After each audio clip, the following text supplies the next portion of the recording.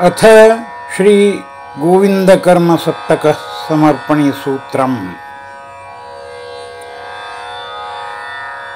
श्री गुरुभ्यो नमः। हरि ओम। नारायणोदयकालेषु विसर्जन श्रीकेशवः त्रिविक्रमे मृत्तिका शौच हरये दन्तकर्तयः।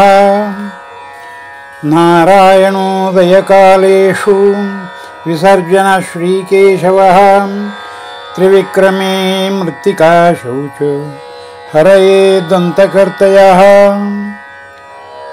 अनालस्यं श्रीकृष्णे च माधवा प्रख्यामदा गोपाला गोयूथे च विष्णवे तुलसीवन्दितः।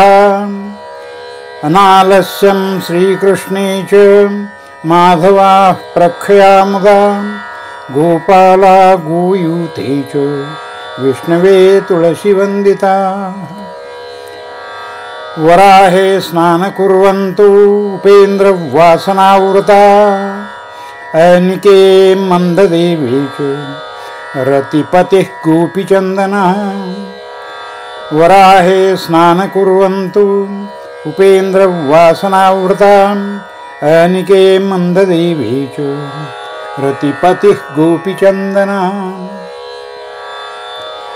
निर्माल्यं तीर्थप्रज्ञाय सन्ध्या तु सीतापते मुकुन्दा तीर्थप्रोक्षेण वामना वीतधारणा। निर्माल्यं तीर्थप्रज्ञाय सन्ध्या तु सीतापते मुकुन्दा तीर्थप्रोक्षेण वामना वीतधारणा।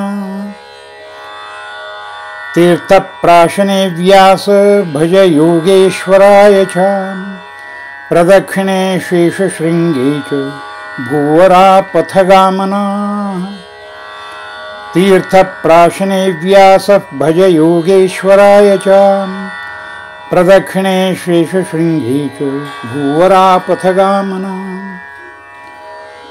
समुद्रसलिलश्चैव नारसिंहवनैश्रुता त्रिविक्रम आकाशयाने च निद्राः प्रलयान्तका। समुद्रसलिलश्चैव नारसिंहवनैश्रुता त्रिविक्रम आकाशयाने च निद्राः प्रलयान्तका। शान्तिपत्यनिरुद्धश्च सृष्टिद्युम्नतिरेव च सङ्कर्षणः संसारे च मोक्षमायापतिर्भवेत्। शान्तिपत्यनिरुद्धश्च सृष्टिद्युम्नतिरेव च सङ्कर्षणः संसारे च मोक्षमायापतिर्भवेत्। इति श्री हुतात्मा सशस्त्र क्रांतिकारी श्री पाण्डुरंगाचार्य विरचित गोविंदकर्म समर्पणी स्तोत्रम् संपूर्णम्। श्रीकृष्णार्पणमस्तु।